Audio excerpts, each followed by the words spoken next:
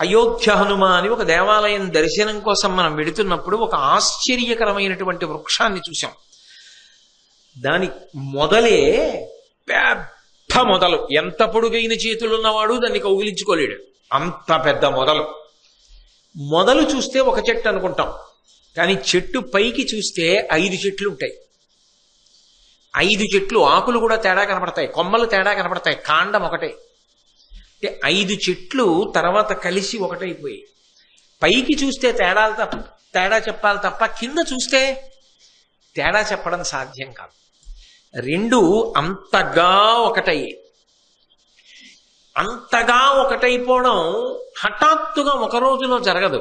దేని కాండం దానికి పెరిగిపోతూ పెరిగిపోతూ దగ్గరైపోయి కలిసిపోయి ఇప్పుడు అసలు విభజించడానికి వీలు లేని రీతిలో అయిపోయి. కర్ణ దుర్యోధనులు అలా అయిపోయారు తర్వాతి కాలంలో. అసలు వాళ్ళిద్దరినీ విభజించడానికి వీల్లేదు. కర్ణుడిప్పుడు దుర్యోధనుడు సంతోషించాలని కోరుకుంటాడు, దుర్యోధనుడిప్పుడు కర్ణుడు ఉన్నాడని ధైర్యంతో బతుకుతాడు. అది వాళ్ళిద్దరి మధ్య అటువంటి గొప్ప స్నేహబంధం ఏర్పడింది. ఇంత గొప్ప కర్ణుడు దుర్యోధనుడి పక్కకి చేరడం ధర్మానికి పెద్ద ప్రశ్న వేసింది, దుర్యోధనుడికి ధైర్యం ఇచ్చింది, భారత యుద్ధానికి కారణమై. ఎప్పుడైతే ఇంత పెద్ద సభామంటపంలో కర్ణుడు నిరుత్తురుడై నిలుచున్నటువంటి సందర్భంలో దుర్యోధనుడు అంతగా ఆదుకుని స్నేహహస్తాన్ని అందించి అంగరాజ్యానికి పట్టాభిషిక్తుణ్ణి చేశాడో, చాలా సంతోషించినటువంటి కర్ణుడు దుర్యోధనుడితో స్నేహం చేయడానికి అంగీకరించాడు. ఇది కర్ణుడు బాగా జ్ఞాపకం పెట్టుకున్నాడు. జ్ఞాపకం పెట్టుకుని అటువంటి సందర్భంలో నన్ను ఆదరించిన వాడు దుర్యోధనుడు. ఏకంగా రాజపదవిని కట్టబెట్టాడు. అటువంటి దుర్యోధనుడితో నేను అరమరిక లేనటువంటి స్నేహాన్ని పొందుతాను అని ఆనాటి నుంచి దుర్యోధనుడి బాధ తన బాధగా స్వీకరించాడు. దుర్యోధనుడి యొక్క సుఖం తన సుఖంగా స్వీకరించాడు. దుర్యోధనుడు మనసులో ఏది కోరుకుంటూ ఉంటాడో అది జరగాలి అని తన మనసులో సంకల్పం చేస్తుండేవాడు. ఎలా ప్రవర్తిస్తే దుర్యోధనుడు సంతోషిస్తాడో అలా ప్రవర్తిస్తూ ఉండేవాడు. అయితే ఇక్కడ ఒక్క విషయాన్ని మీరు కొంచెం జాగ్రత్తగా పరిశీలించాలి. యథార్థానికి ఈ కుమారాస్త్ర విద్యా ప్రదర్శనము అనేటటువంటిది ఏర్పాటు చేసినప్పుడు అందులో అస్త్ర విద్యా ప్రదర్శనము కొరకు మాత్రమే అది ఉద్దేశింపబడింది. అందుకే అర్జునుడు వచ్చి తనకున్నటువంటి అస్త్ర సంపదని తాను ప్రదర్శించాడు. కర్ణుడు వచ్చి నేను కూడా నాకున్నటువంటి అస్త్ర విద్యా లాఘవాన్ని ప్రదర్శిస్తాను అన్నప్పుడు ద్రోణాచార్యుడు అడ్డు పెట్టలేదు. ద్రోణాచార్యుడు తప్పకుండా నువ్వు కూడా ప్రదర్శించవచ్చు అన్నాడు. దాని చేతనే కర్ణుడు అస్త్ర ప్రదర్శనానికి సిద్ధపడ్డాడు. కానీ ద్వంద్వయుద్ధానికి ప్రేరేపించినటువంటి వాడు దుర్యోధనుడు.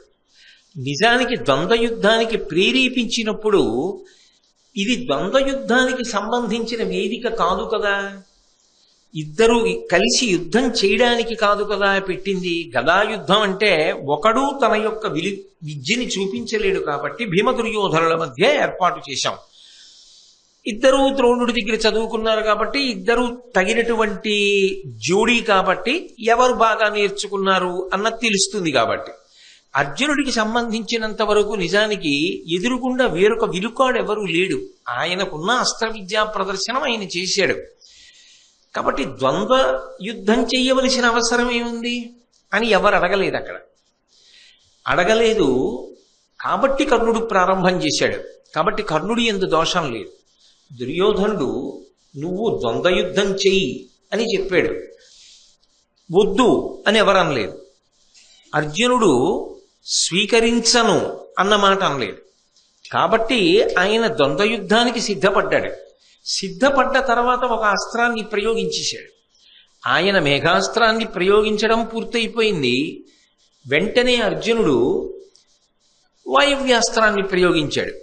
ఈ అస్త్రాన్ని ఆ అస్త్రబలంతో అణిచిపెట్టాడు.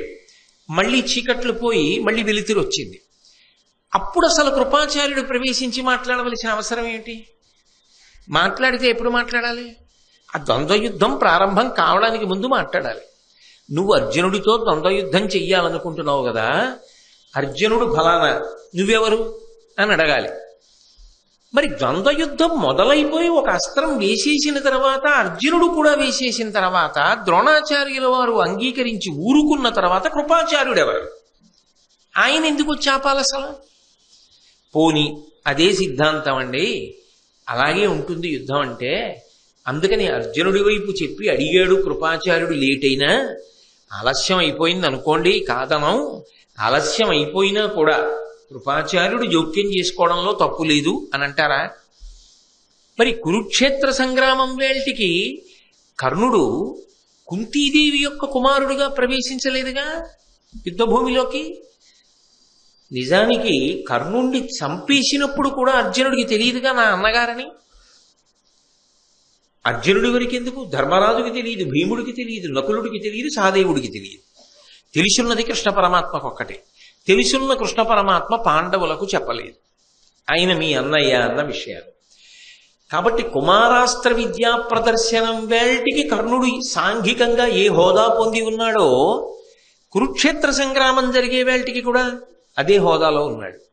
మరి కురుక్షేత్ర సంగ్రామం జరిగినప్పుడు అర్జునుడు యుద్ధం చేయడానికి అనుమతి ఉంది, యుద్ధం చేయొచ్చు, తప్పు లేదు. కుమారాస్త్ర విద్యా ప్రదర్శనం దగ్గర యుద్ధం చేయడానికి ఎందుకు అభ్యంతరం వచ్చింది? ఇక్కడ అభ్యంతరం ఉంటే అక్కడ అభ్యంతరం ఉండాలి. కురుక్షేత్ర సంగ్రామంలో పాండవులు పడగొట్టిన వాళ్ళు, పాండవ పక్షంలో వాళ్ళు పడగొట్టిన వాళ్ళు అందరూ క్షత్రియులా? అందరినీ అలాగే పడగొట్టారా? రాజుల్ని రాజకుమారుల్ని పడగొట్టారా యుద్ధం చేసినప్పుడు? మరి అప్పుడు లేని సిద్ధాంతం ఇప్పుడు ఎక్కడి నుంచి వచ్చింది కృపాచార్యుడికి? ఇప్పుడు ఎలా తీసుకొచ్చాడు దీన్ని? పైగా ఒక అస్త్రాన్ని ప్రయోగించిన తరువాత ఈ మాటలు ఎలా చెప్పాడు? పోనీ ధర్మం తప్పడం కృపాచార్యుల వారికి ఎప్పుడూ అంగీకార యోగ్యం కాదండి అని మీరు అన్నారనుకోండి. అభిమన్యుణ్ణి పడగొట్టినప్పుడు కౌరవులందరూ చుట్టుముట్టి పడగొట్టినటువంటి పాపంలో భాగం పంచుకున్నవాడు కృపాచార్యుడు. ఎందుకంటే అభిమన్యుడి యొక్క సారథిని చంపింది కృపాచార్యుడే. మరి ఆయన చేయలేదా అధర్మ యుద్ధం? ఆయన చంపలేదా అభిమన్యుడి యొక్క సారథిని ఒకప్పుడు? మరి ఇక్కడ నీతి చెప్పినవాడు అక్కడ ఎందుకు నీతి పాటించలేదు? మరి పాటించడానికి వచ్చేటప్పుడు ఒక నీతే, ఇంకొకటికి చెప్పడానికి వచ్చేటప్పటికి ఒక నీతే. మరి అసలు ఎందుకు జోక్యం చేసుకున్నట్టు కృపాచార్యుడు? కృపాచార్యుడి కన్నా నిజానికి అధ్యాపకత్వంలో ద్రోణుడికి పెద్ద చెయ్యి. ద్రోణాచార్యుల వారు ఎప్పటికీ గురువు అని పిలువబడ్డాడు. కృపాచార్యుడు కూడా పాఠం చెప్పాడు. కానీ ఎవరు పాఠం చెప్పారు అంటే ద్రోణుడి పేరే చెప్తారు. ఎందుకంటే కృపాచార్యుడి కన్నా నిస్సందేహంగా సమర్థుడు ద్రోణుడు. అందుకే ద్రోణుడే పాఠం చెప్పాడు అందరికీ. అయినప్పుడు ద్రోణుడు జోక్యం చేసుకోలేదు కదా, ద్వంద్వ యుద్ధాన్ని ఆపమని ద్రోణుడు అనలేదు కదా. మరి కృపాచార్యుడు ఎందుకు అనాలి ఆ మాట? పోని అప్పుడంటే వేరండి, ఏదో జరిగిపోయింది అభిమన్యుడి విషయంలో, అదొక హఠాత్ పరిణామం. అవతల సైంధవుడు అడ్డగించాడు, మిగిలిన నలుగురు రాలేదు. అభిమన్యుడు పెచ్చరిల్లిపోతే అందరితో పాటు కృపుడు కూడా ఉన్నాడు అంటారా? మరి సౌప్తిక పర్వంలో ఆ అశ్వత్థామతో కలిసి రాత్రి వేళ నిద్రపోతున్నటువంటి పిల్లల్ని చంపేస్తుంటే బయటే నుంచి ఉన్నాడుగా కృపాచార్యుడు. లోపల అశ్వత్థామ చంపేస్తున్నాడు ఉప పాండవులని తెలుసు, దృష్టజ్యుమ్నుణ్ణి చంపేస్తున్నాడని తెలుసు, శిఖండిని చంపుతున్నాడని తెలుసు. వీళ్ళనే కాదు, ఏనుగుల్ని గుర్రాల్ని కూడా చంపాడని తెలుసు, శిబిరాల్ని తగలపెట్టాడని తెలుసు. ఇంత అధర్మ యుద్ధం చేసిన అశ్వత్థామ వెనకాతల వెళ్ళడానికి ఏం అభ్యంతరం రాలేదా? మరి అశ్వత్థామతో అంటకాగాడుగా. అశ్వత్థామతో కలిసి వెళ్ళినప్పుడు ముందు కొన్ని నీతులు చెప్పాడు, తప్పిలా చేయకూడదని, అది సత్యం. కానీ విడిచి వెళ్ళిపోయాడా అశ్వత్థామని? వెళ్ళలేదుగా, అశ్వత్థామతో కలిసే ఉన్నాడుగా. అంటే ఆజన్మాంతం ధనుర్విద్యకి సంబంధించినంత వరకు ధర్మం ఎన్నడు తప్పనివాడు అన్న కీర్తి కృపాచార్యుడికి ఏం లేదుగా. ఆయన ఎన్నో దోషాలు చేశాడు అన్నది భారతంలోనే కనపడుతోంది కదా. మరి ఇన్ని దోషాలు కృపాచార్యుడే తర్వాతి కాలంలో చేసి ఉన్నప్పుడు ఆ కృపాచార్యుడికి కర్ణుడి యొక్క విషయాన్ని ప్రశ్న చేసి నువ్వు అర్జునుడితో ఎలా యుద్ధం చేస్తావని ద్వంద్వ యుద్ధాన్ని ఆపే అధికారం ఎవరిస్తే చేశాడు? అసలు ఆయన ఎందుకు జోక్యం చేసుకున్నాడు? ఆయన మనసులో ఏ అభిప్రాయం ఉంది? ఎందుకని నేను ఇంత విచారణ అడుగుతున్నానంటే, కృపాచార్యుల వారు అక్కడ జోక్యం చేసుకున్న కారణం చేత భారతం ఒక పెద్ద మలుపు తిరిగిపోయింది. ఆయన జోక్యం చేసుకుని ఆపాడు దంతయుద్ధం. ఆపడం కాదు, కర్ణుడు అవమానపడే రీతిలో ప్రశ్నించాడు. పోనీ ఆ ప్రశ్న నిజమైన ప్రశ్న కాదు, యథార్థమనకో ఆ ప్రశ్న భారతంలో చివరి వరకు నిలబడలేదు. నిలబడిన మాట యథార్థమైతే అర్జునుడు ఎప్పుడూ కర్ణుడితో యుద్ధం చేయకూడదు, దంతయుద్ధం. మరి కురుక్షేత్రంలో చేసి చంపాడుగా. అప్పుడు పనికిరాని నీతులు ఇప్పుడు పనికొచ్చాయా? ఇప్పుడు నిష్కారణంగా కర్ణుడిని నిలదీశాడా? నిలదీసి ఏం మెహర్భాని సాధించాడు? కర్ణార్జునుల మధ్య ద్వంద్వయుద్ధాన్ని ఆపాను అన్నంత వరకు సంపాదించాడు. కర్ణుడు అవమానం పాలయ్యాడు, అంతవరకు చేశాడు. కానీ అది ఏ విపత్కర పరిణామానికి దారితీసింది? వెంటనే దుర్యోధనుడు అవకాశాన్ని వాడుకున్నాడా? వాడుకుని అవకాశాన్ని అందిపుచ్చుకుని అంగరాజ్యానికి పట్టాభిషిక్తుణ్ణి చేశాడా? చెయ్యగానే సహజంగా ఏ మనిషైనా అంత అవమానాన్ని సభాముఖంగా పొందిన తరువాత ఎవరు అక్కరకొచ్చాడో, ఎవడు తాను ఊరట పొందడానికి కారణమయ్యాడో వాడు ఎందుకు కృతజ్ఞతని పొందుతాడా? పొందడా? కృతజ్ఞతని పొందుతాడు. కాబట్టి సహజంగా కర్ణుడు దుర్యోధనుడిని ఏమడిగాడు? ఇంతటి మహోపకారం చేసావు, నేను నీకేం చెయ్యగలనని అడిగాడు. నువ్వు నాతో స్నేహం చెయ్యన్నాడు. అప్పటికి చాలా అందంగా జవాబు చెప్పాడు దుర్యోధనుడు. కర్ణుడు మాటిచ్చాడు. ఇప్పుడు కర్ణుడు దుర్యోధనుడి పక్షం వైపుకి తిరిగిపోయాడు. ఇలా ఆపి, ఇలా సారం లేని ప్రసంగాన్ని కృపాచార్యుల వారు చేసి ఉండకపోతే మహాభారతం ఏ మలుపు తిరిగి ఉండేది? కర్ణార్జునులు ఇద్దరూ ద్వంద్వయుద్ధాన్ని చేసి ఉంటే, ద్రోణుడు ఊరుకున్నట్టే ఊరుకుంటే, కృపాచార్యుడు కూడా. అర్జునుడు గెలిచాడనుకోండి. అర్జునుడు గెలిచిన తరువాత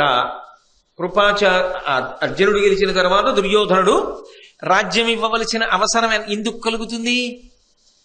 యుద్ధం జరిగిపోయిందిగా, ద్వంద్వయుద్ధానికి ఎవరు అడ్డు పెట్టలేదుగా. అక్కడ కర్ణుడు అవమానింపబడవలసిన ప్రసక్తి లేదుగా. దుర్యోధనుడి పట్ల అంత కృతజ్ఞతాభావం పెంపొందించుకోవడానికి కావలసిన సందర్భం అసలు ఏర్పడదుగా. ఏర్పడనప్పుడు కర్ణుడు దుర్యోధనుడి వైపు వెడతాడన్న ప్రశ్న లేదుగా. లేనప్పుడు మహాభారతం నడవదుగా. కర్ణుడు ఉన్నాడన్న ధైర్యంతో కదా దుర్యోధనుడు చిట్ట చివరి వరకు కూడా యుద్ధానికి ముందంజ వేశాడు. కర్ణుడే పక్కన లేకపోతే, కర్ణుడే అంత స్నేహశీలి కాకపోతే, నేను నీకు పక్కన ఉంటానన్న మాట తప్పకుండా కర్ణుడు తన పక్కన ఉంటాడన్న విశ్వాసము దుర్యోధనుని యందు పూర్తిగా నిలబడకపోతే అసలు దుర్యోధనుడు ఒక్కనాటికి యుద్ధానికి వెళ్ళేవాడు కాదు, రాజ్యం ఇచ్చేసేవాడు పాండవులకు. అంటే 18వ పర్వం వరకు వెళ్ళడానికి వీలుగా 1వ పర్వంలో జోక్యం చేసుకుని అనవసరపు మాటలు మాట్లాడిన వాడెవరు? కృపాచార్యుడే. ఆయన అలా మాట్లాడి ఉండకపోతే కథ ఇంకొక మలుపు తిరిగేది అనే విషయంలో మీకు ఎవరికైనా భేదాభిప్రాయం ఉందా? ఉండే అవకాశం ఉంటుందా? పైగా అసలు ఎందుకు, ఏ అవసరానికి మాట్లాడాడు కృపాచార్యుడు? ద్రోణాచార్యుడే మాట్లాడటం లేదు కదా, భీష్ముడు మాట్లాడలేదు కదా. అసలు ఆ సభలో ఒక విచిత్రం ఉంది. భీష్ముడు ఏం మాట్లాడితే మాట్లాడతాడు ద్రోణుడు. ద్రోణుడు అక్కడ ఉన్నాడని కృపాచార్యుడు ఉండిపోయాడు. కృపాచార్యుడి చెల్లెలి పేరు కృపి. ఆ కృపిని పెళ్లి చేసుకున్నవాడు ద్రోణాచార్యుడు. బావగారు ఇక్కడ ఉన్నారని కృపాచార్యుడు ఉండిపోయాడు. భీష్మాచార్యులు వారు ఉండిపోయారని ద్రోణాచార్యులు వారు ఉండిపోయారు. నిజానికి భీష్ముడు ద్రోణుడు సమవయస్కులు. అందుకే ఎప్పుడైనా భీష్ముడు ఏదైనా మాట్లాడితే ద్రోణుడు కాదనడు. ఎందుకంటే తాను ఎంతో దరిద్రం అనుభవించినటువంటి వాణ్ణి ఇంత గొప్ప స్థితిలో నిలబెట్టినవాడు భీష్ముడు. భీష్ముడి పట్ల ద్రోణుడి గౌరవం అది. భీష్ముడి పట్ల ద్రోణుడికి ఏ గౌరవం ఏర్పడిందో అటువంటి గౌరవమే కర్ణుడికి ఇప్పుడు దుర్యోధనుడి యందు ఏర్పడింది. ద్రోణుడు ఏమంటాడో అదే కృపాచార్యుడు అంటూ ఉంటాడు సాధారణంగా. ద్రోణుడు తండ్రి కాబట్టి ద్రోణుణ్ణి విడిచిపెట్టలేక అశ్వత్థామ ఉండిపోయాడు. భీష్ముడు, ద్రోణుడు, కర్ణుడు, భీష్ముడు, ద్రోణుడు, కృపుడు, అశ్వత్థామ, ఈ నలుగురు కౌరవుల దగ్గర ఉండిపోవడానికి కారణం భీష్ముడు అక్కడ ఉండిపోవడం.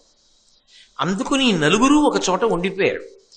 అయినప్పుడు తాను మాట్లాడేటప్పుడు తనకన్నా పెద్దవాళ్ళు సభలో ఉన్నారుగా.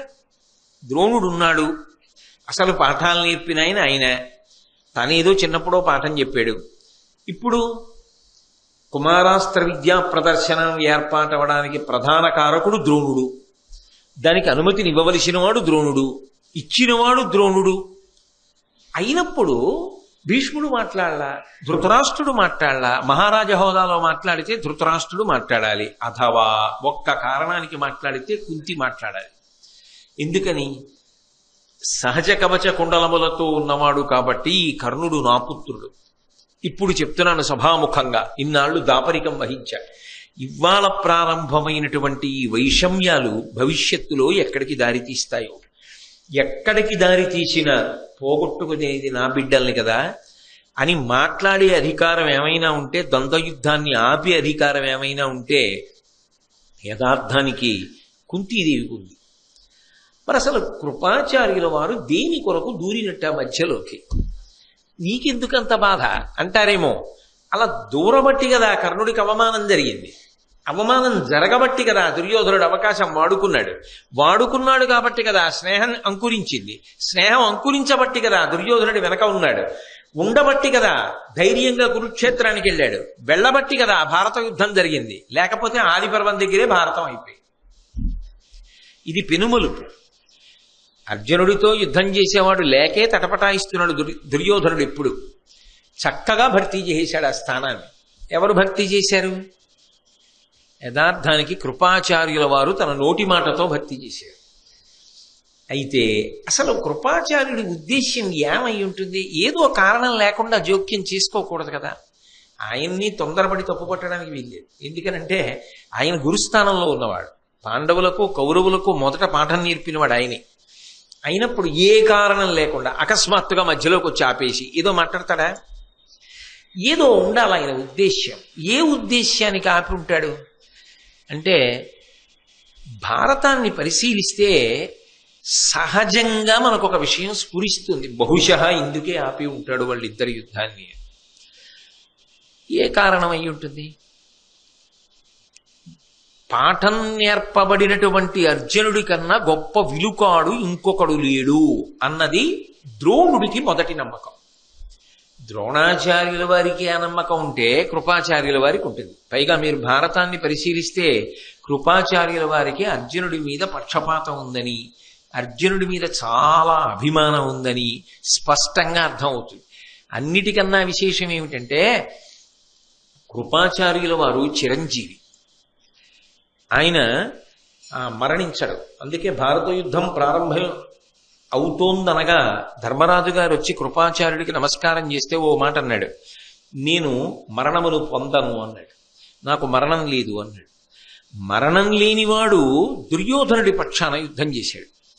ఆశ్చర్యం ఏమిటంటే అసలు నిజానికి ద్రోణుడు మరణించాడు, అశ్వత్థామ చిరంజీవి. కానీ కృష్ణుడి యొక్క శాపాన్ని పొంది కథలో ఎక్కడా కనపడకుండా ఉగ్రమైన రూపంతో వెళ్ళిపోయాడు. కౌరవ పక్షాన యుద్ధం చేసి అశ్వత్థామతో కలిసి వెళ్లి సౌప్తిక పర్వంలో అక్కడ జరిగిన అన్యాయంలో కనీసంలో పక్కన నించున్నాడన్న పాపమైన మూట కట్టుకున్నవాడు కృపాచార్యుడు. కానీ అదే కృపాచార్యుడు పాండవ కౌరవ యుద్ధం పూర్తయిపోయిన తర్వాత మళ్ళీ పాండవుల పక్షానికి వచ్చాడు. వచ్చి పరీక్షిత్తుకి గురువయ్యాడు. గురువై పాఠం నేర్పాడు.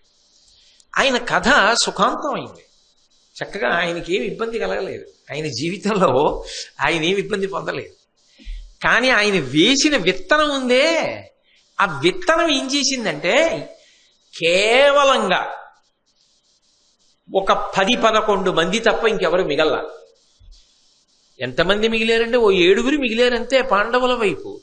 5 కృష్ణుడు సాత్యకి. పాండవులు 5 కృష్ణుడు సాత్యకి. దుష్టజుమ్నుడు వాళ్ళందరూ కూడా వెళ్ళిపోయారుగా. అటువైపు మిగిలిన వాళ్ళు ఎవరు? అశ్వత్థామ మిగిలాడు, కృతవర్మ మిగిలాడు, కృపాచార్యుడు మిగిలాడు. వాళ్ళు 3. కానీ వీళ్లే అయినా చిరంజీవిత్వాన్ని పొంది ఆఖరికి పాండవులందరూ వెళ్ళిపోయి కృష్ణుడు కూడా అవతార పరిసమాప్తి చేసిన పాండవ వంశాంకురమైన పరీక్షిత్తుకు కూడా పాఠం చెప్పినవాడు కృపాచార్యుడు. చిరంజీవి భవిష్యత్ సప్తర్షుల్లో ఒకడుగా పేరు పొందాడు ఇతర పురాణములను బట్టి. మరి ఇంత గొప్ప చరిత్ర కలిగినటువంటి కృపాచార్యుడు ఏ కారణానికి జోక్యం చేసుకుని ఉంటాడు? ఎందుకు అసలు ఆపి ఉంటాడు ఆ ద్వంద్వ యుద్ధాన్ని? ఆపి ఈ బేల మాట ఎందుకు మాట్లాడాడు? ఇదిగో అర్జునుడు ఫలానా, నువ్వెవరు అని ఎందుకు అడిగాడు? అసలు మళ్ళీ నేను పాఠం అంతా చెప్పక్కర్లేదు, 2 4 2 3 6 2 4 8 2 5 10 మళ్ళీ ఎక్కని చెప్పాలా? అలా ఆపబట్టి కదా కర్ణుడు అవమానింపబడబట్టి కదా దుర్యోధనుడు అవకాశాన్ని సద్వినియోగం చేసుకున్నాడు. మళ్ళీ కథ అంతా ఎందుకు అంటే మీరు ఆలోచించండి. ఒక్క విషయం మాత్రం అవగతమవుతుంది. ఏమిటి అంటే ద్రోణుడు కృపుడికి బావగారు.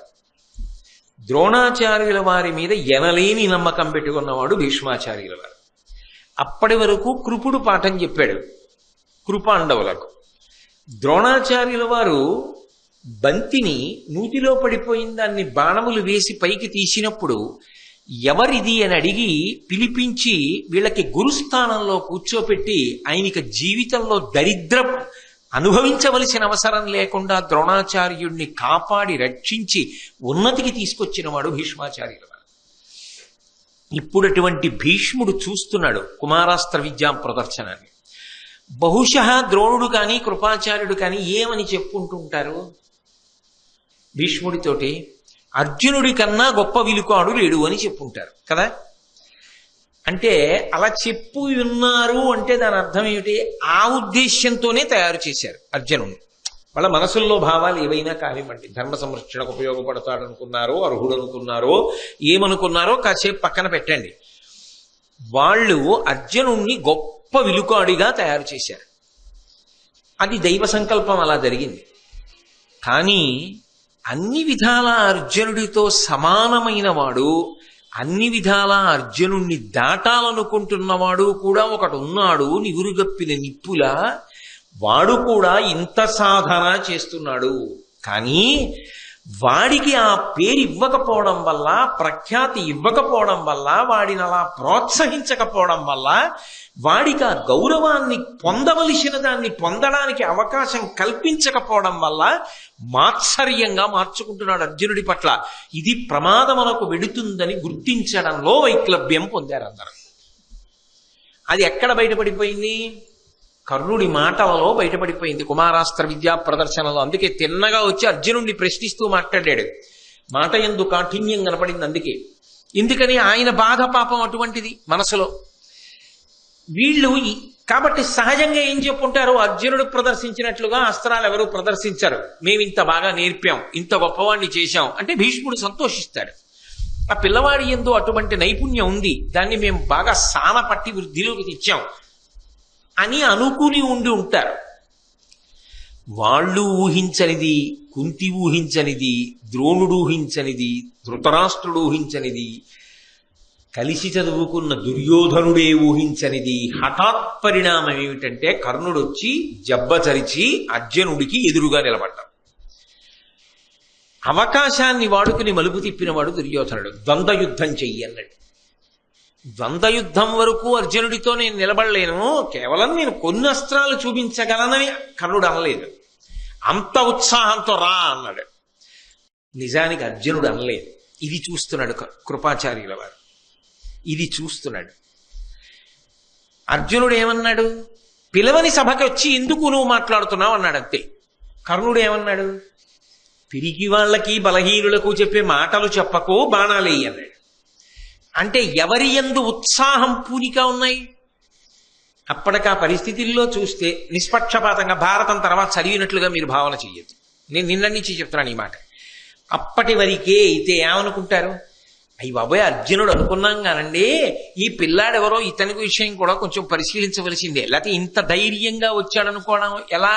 పైగా ఏదో తెంపరతనంగా మాట్లాడుతున్నాడేమో అంటే అసలు బాహ్యంలో ఆ రూపం కానీ, ఆ శౌర్యం కానీ, ఆ స్ఫూర్తి కానీ అలా ఉన్నాయని చెప్పి నన్నయ్య గారే చెప్తున్నారా లేదా?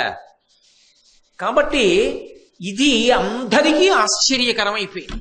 అమ్మ మనం అనుకోలేదురా, వీడు ఇంత గొప్పవాడా, ఇంత సాధన చేశాడా వీడు.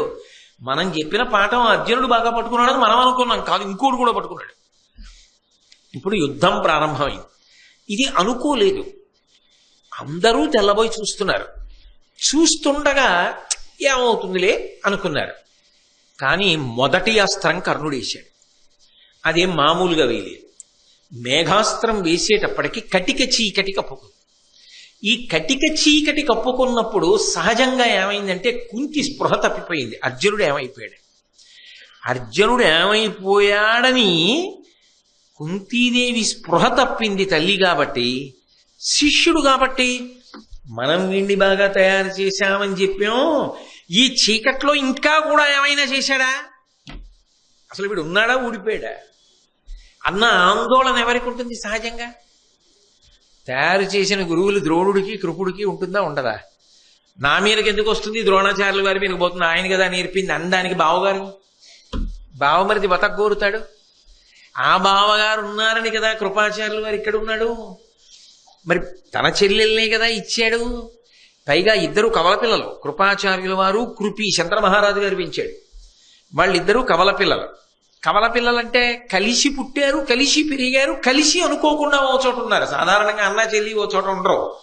ఎంత అమ్మ కడుపులో కలిసి ఉన్నా, ఎంత తర్వాత కలిసి పెరిగినా ఏదో ఒక రోజున అన్న చెల్లెళ్ళు దూరంగా ఉంటారు. ఎందుకంటే అన్నగారు ఎక్కడో ఉంటాడు, చెల్లెలు వివాహం అయిపోయిన తర్వాత భర్తతో ఎక్కడికో వెళ్ళిపోతుంది. కాబట్టి ఇద్దరు విడిగా ఉండక తప్పదు ఎప్పుడో అప్పుడు. కానీ వాళ్ళ అదృష్టం ద్రోణుడు కృపాచార్యుడు ఒక చోట ఉన్నారు. అందుకని చెల్లెల్ని రోజు చూస్తున్నాడు, ద్రోణుణ్ణి చూస్తున్నాడు. బావగారు ఇంత గౌరవం తెచ్చుకున్నారు, బావగారు ఇంత బాగా పాఠం చెప్పారు, అమ్మయ్య మా చెల్లెలి కష్టాలు పోయాయి, ఇవాళ భీష్ముడు చల్లగా చూడబట్టి సంతోషంగా ఉన్నారు. ఇప్పుడు ద్రోణుడు చెప్పిన మాట నిలబడుతోందా? అర్జునుడు కనపడలేదనుకోండి, వాయువ్యాస్త్రం వేయలేదనుకోండి, ఆయన కంగారు పడ్డాడు అనుకోండి. ఎందుకంటే కంగారు పడ్డాడనడానికి ఒక చిన్న అవకాశం ఉంది అక్కడ సన్నివేశంలో. 1000 బాణం నేను చూస్తాను అనలేదు అర్జునుడు. నిన్నెవడు రమ్మన్నాడన్నాడు కానీ 1000 బాణాలు అనలేదు. 1000 బాణాలు అన్నవాడు కర్ణుడు. తెగింపు కర్ణుడిలో కనపడుతోంది అక్కడ. ఏమయ్యాడు? ఇంతలో వాయువ్యాస్త్రం వేశాడు అర్జునుడు, కనబడ్డాడు. గురే దీన్ని ఇక్కడతో ఆపేస్తే గొడవ వదిలిపోతుందేమో. ఏంటో వీడు సామాన్యుడిలో కనపట్టలేదు, వీడు ఇంకా వేస్తే బాణాలు. ఏమైనా అయితే అర్జునుడికి ఏమమ్మక్కర్లేదు, స్పృహ తప్పి పడిపోయాడు అనుకోండి. జబ్బలు తెరిచేస్తాడా కర్ణుడు? ఆకాశం అదిరిపోయేలా అరుస్తాడా? ముందు తల ఎవరు దించుకోవాలప్పుడు? ద్రోణాచార్యుల వారు. ఎందుకని అంటే ఇంత విలుకోడు లేడు, నేను ఇంత గొప్పవాడిని తయారు చేశానని ఆయనది సంతోషం. ఆయన ఇంత గొప్ప శిష్యుల్ని చేశాను. ప్రత్యేకంగా అర్జునుడి విషయంలో ద్రోణుడికి భారతం అంతా అభిమానమే. అయినప్పుడు ద్రోణుడు తలంచుకుంటాడు. ద్రోణుడు తలంచుకుంటే నాకేం సంబంధం అని కృపాచార్యులు వారు ఊరుకోలేడు. ఆయన తలంచుకోవాలి. ఇప్పుడు ఆయనకి ఏమిటంటే అర్జున రక్షణంతో పాటు బావగారిని రక్షించుకోవాలని ఒక తాపత్రయం వచ్చేసింది. ఆ తాపత్రయంలో ఏం చేశాడంటే ముందు అసలు ఎలా ఆపత్స ఆలోచించాడు. తెలియనివాడు అనుకోవడానికి ఏం వీల్లేదు కృపాచార్యుడు. కర్ణుడి యొక్క చరిత్ర తెలియనివాడు, కర్ణుడు ఎక్కడ పెరుగుతున్నాడన్న విషయం తెలియని అమాయకుడు అనుకోవడానికి ఆస్కారం లేదు భారతంలో. అందుకే యుద్ధాన్ని ఆపి అడిగాడు, ఇతను ఫలానా నువ్వెవరన్నాడు. తలదించేశాడు కర్ణుడు. అంటే అసలు నిజానికి ద్వంద్వయుద్ధం జరిగితే గెలిపోవటములెటో, రావలసిన అవసరం లేని ఓటమిని తల మీద రుద్దినవాడు కృపాచార్యుడు యుద్ధాన్ని ఆపడం కోసం. ఆయన అక్కడి వరకే ఆలోచించాడు. తర్వాత చూద్దాం. ప్రస్తుతానికి మనం చెప్పినట్టుగానే అర్జునుడు నిలబడ్డాడు. ఈయన అస్త్రం ఇస్తే ఆయన అస్త్రంతో కొట్టేశాడు కదా, ఇక పైన మనం అనుమతించద్దు. ఆ తర్వాత కర్ణుడు అర్జునుడా మనం చూద్దాం, ఇంకో 2 పాఠాలు ఎక్కువ చెప్దాం అనుకున్నాడు. తర్వాత బావగారితో మాట్లాడదాం అనుకున్నాడు. ఇక్కడ వరకే చెప్పాడు. కానీ ఆయన ఊహించంది ఏమిటంటే దుర్యోధనుడు పట్టాభిషేకం చేస్తాడు. ఈయన ఒకందుకు జోక్యం చేసుకున్నాడు, ఆయన ఒకందుకు పట్టాభిషేకం చేశాడు. కర్ణుడు ఒకందుకు రాజ్యాన్ని పొందాడు. ఎందుకంటే ఇంత అవమానాన్ని తట్టుకుని నిలబడడానికి అవకాశం వచ్చింది. ఆయనకి జీవితంలో కోరిక ఏమిటంటే నాకు అంత శక్తి ఉన్నా నన్ను పక్కన పెట్టి అర్జునుడిని పొగుడుతున్నారు, ఇప్పుడు నేను కూడా మళ్ళీ ఇంత గౌరవాన్ని పొందాలి అంటే నేను కూడా ఒక రాజును అవ్వాలి. అనుకోకుండా వచ్చింది అవకాశం, నేనెందుకు వదులుకోవాలి? కాబట్టి కర్ణుడు పుచ్చుకున్నాడు అవకాశాలు. ఆయనని తప్పనడానికి లేదు భారతంలో, కాబట్టి ఆయన ఒప్పుకున్నాడు. లోపల దుర్బుద్ధితో దీన్ని చక్కగా వాడుకున్నవాడు దుర్యోధనుడు. రాజతంత్రానికి సంబంధించినంత వరకు దుర్యోధనుడు చెడ్డవాడనడానికి లేదు. మరి శత్రువులు కొట్టగలిగినటువంటి వీరుడు దొరికినప్పుడు వాడుకోకపోతే ఆయనేమి రాజు, ఆయనదేమి ఆలోచన? అందుకని దుర్యోధనుడికి తప్పనడానికి లేదు. కృపాచార్యుడు ఎందుకు మాట్లాడాడు? అనడానికి తప్పు లేదు, ఆయన ఒకందుకు ఆలోచించాడు. అర్జునుడు ఎందుకు అస్త్రం వేశాడు? వేయకుండా ఉంటే బాగుండేది అనడానికి వీల్లేదు. వేయకుండా ఆయన ఎలా ఉంటాడు అంటే ఎవ్వరి చేతిలోనూ లేని రీతిలో కథ చేయి దాటిపోయి ఇక ఇక్కడి నుంచి అది నాన్ స్టాప్ బస్సు. 18వ పర్వంలోనే ఆగాలి. కర్ణుడితో మొదలైన కథ కర్ణుడు పడిపోతేనే ఆగాలి. అందుకే కర్ణుడు మూలమైపోయాడు భారతానికి. అక్కడ ఇలా తిప్పింది ఎవరూ ఇలా తిప్పుదామని అనుకోలేదు, కానీ తిరిగిపోయింది. అప్పుడు ఏమనాలి? దేవతల వ్యూహం అనాలి. మనకి ఎవరికైనా దొరికే జవాబు ఏమిటి? దేవతా వ్యూహం అండి అని దాన్ని పూర్తి చేయాలి. దేవతా వ్యూహం అండి అని చెప్పడానికి అవకాశం ఏమిటి? భారతం అంతా మీరు చదివేశారని అనుకోవాలి. ఇప్పుడు చదివేస్తే ఏం తెలుస్తుంది? ధర్మ సంస్థాపన కోసం పరమేశ్వరుడు అవతార స్వీకారం చేస్తాడు. అక్కడ అవతార స్వీకారం కృష్ణుడు ఒకడే చేశాడా? ఇంకా ఎవరైనా అవతార స్వీకారం చేసిన వాళ్ళు ఉన్నారా? చాలా మంది ఉన్నారు. ధర్మరాజు గారు ధర్మం యొక్క అంశలో వచ్చాడు, భీముడు వాయుదేవుడు అంశలో వచ్చాడు. అవతారములు కాకపోయినా అంశలో వచ్చినవి, కానీ ఖచ్చితముగా అవతారములే అని చెప్పడానికి తిరుగులేనివి మాత్రం 2 ఉన్నాయి అక్కడ. ఒకటి నారాయణుడు. నారాయణుడు కృష్ణుడిగా వచ్చాడు. రెండవది ఎవరు? నరుడు. నరుడు అర్జునుడిగా వచ్చాడు. నరనారాయణులు నడిపించారు భారతాన్ని. అయినప్పుడు నరుడు నారాయణుడు భారతం అంతా ఒక పక్షం వైపే తిరిగి ఉన్నారు. నరుడికి శత్రువుగా ఇప్పుడు కర్ణుడు దుర్యోధనుడి పక్షంలోకి వెళ్ళాడు. అంటే ధర్మ సంస్థాపనలో నరుడికి కర్ణుడికి ఏదో వైరం జరిగి తీరాలని దేవతా వ్యూహంలో ఎక్కడో ఉండాలి కదా. మీరు బాగా పట్టుకుంటున్నారా అని చెప్పింది? అర్జునుడు నరుడి యొక్క అవతారం. నరనారాయణులు కదా, నారాయణుడు కృష్ణుడు, నరుడు అర్జునుడు. కృష్ణుడు అవతార ప్రయోజనంలో ఏం చేశాడు అంటే మీరు విన్నారు. అసలు కృష్ణుడు లేని భారతమే లేదు, ఏం చేయలేదని అడగాలంతే, అన్నీ చేశాడు. మరి నరుడు నారాయణుడు ఎప్పుడూ కలిసే ఉంటారు. ఉన్నప్పుడు నరుడికి శత్రువు అయితే కదా దుర్యోధనుడి వైపు గెడతాడు. ఎందుకంటే ధర్మ సంస్థాపన అన్నప్పుడు దుర్యోధనుడిని పడగొట్టడమే ధర్మ సంస్థాపన. ఎందుకని? ఆయనే కదా ధర్మానికి అంతటికీ కూడా పెద్ద ఇబ్బంది కల్పించేటటువంటి వ్యక్తి. అయినప్పుడు దుర్యోధనుణ్ణి పడగొట్టాలి. దుర్యోధనుణ్ణి పడగొట్టడానికి నరనారాయణులు వచ్చారు. దుర్యోధనుణ్ణి పడగొట్టడానికి నరనారాయణులు వస్తే దుర్యోధనుడికి బలాన్ని కూర్చడానికి కర్ణుడు తిరిగాడు.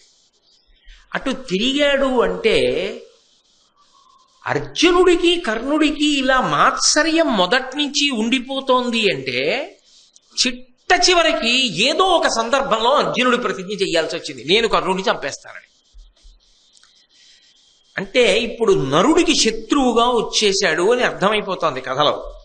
ఇలా రావడానికి కథాపరంగా తిరగడం ఒకటేనా, ఇంకా ఇంతకన్నా దేవతా వ్యూహం ఉన్నది అని పూరణ చేయడానికి ఏమైనా అవకాశం ఉన్నదా? అంటే భారతం 18 పర్వాల్లో అలా కనపడదు, అది కథ తిరిగినట్టే కనపడుతుంది. కానీ స్కాంద పురాణాన్ని, అగ్ని పురాణాన్ని, పద్మ పురాణాన్ని పరిశీలిస్తే అందులో ఒక పెద్ద మలుపు ఒకటి కనపడుతుంది. ఒకానొకప్పుడు సహస్ర కవచుడు అని ఒక రాక్షసుడు ఉండేవాడు.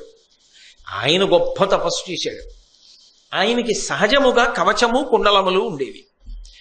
ఆయన ఎంత గొప్ప తపస్సు చేసి వరం పొందాడంటే, నన్ను పడగొట్టాలంటే 1000 మార్లు నా కవచాన్ని కుండలాల్ని పడగొట్టాలి, 1000 మాటలు నా కవచం పోవాలి. అంటే ఆయన 1000 కవచములు తొడుక్కుని ఉంటాడు. సహజముగా ఆయనకి 1000 కవచములు, సహజంగా 1000 కుండలములు కుండలములో అంతర్భాగమై ఉంటాయి.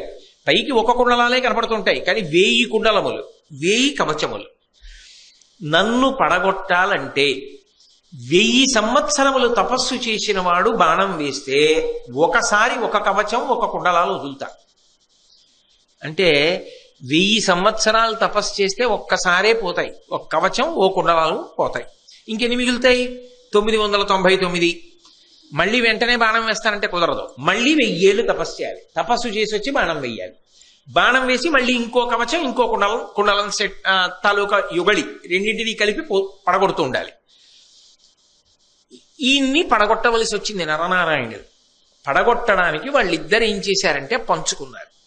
పంచుకుని నారాయణుడు నరుడు కలిపి తపస్సుకి కూర్చున్నప్పుడు ఇద్దరికీ నియమం ఏమిటంటే, ముందు ఒకడు 1000 సంవత్సరాల తపస్సు పూర్తి చేస్తాడు. నారాయణుడు పూర్తి చేశాడు. నారాయణుడు సహస్ర కవచుడితో యుద్ధానికి ఎడతాడు. నరుడు 1000 ఏళ్ళు తపస్సు కూర్చుంటాడు. ఈయన వెళ్ళి ఆయనతో యుద్ధం చేసి కొంతకాలం యుద్ధం అయిన తర్వాత ఆయన కవచాన్ని, ఆయన కుండలములను తెగ్గొట్టేస్తాడు. ఆ తర్వాత ఆయన్ని పడగొడతాడు. వాడు మళ్ళీ వస్తాడు. ఈలోగా మళ్ళీ 1000 సంవత్సరాల తపస్సు నరుడు పూర్తి చేస్తాడు. నరుడు పూర్తి చేసి మళ్ళీ యుద్ధానికి వెళ్ళినప్పుడు నారాయణుడు కూర్చుంటాడు 1000 ఏళ్ల తపస్సుకి. ఈయన వెళ్ళి మళ్ళీ కొడతాడు. కొట్టి మళ్ళీ వస్తాడు. 1000 ఏళ్ళు పూర్తి చేసుకుని నారాయణుడు వెళ్తాడు. ఇలా 999 మాటలు పడగొట్టారు కవచ కుండలాలను. ఆఖరిసారి సహజ కవచము, సహజ కుండలములతో వచ్చే ముందు ఆయన ఏం చేశాడంటే, ఆ రాక్షసుడు సూర్యోపాసన చేశాడు. ఇప్పుడు సూర్యోపాసన చేసిన కారణము చేత సూర్యానుగ్రహంగా వచ్చాడు.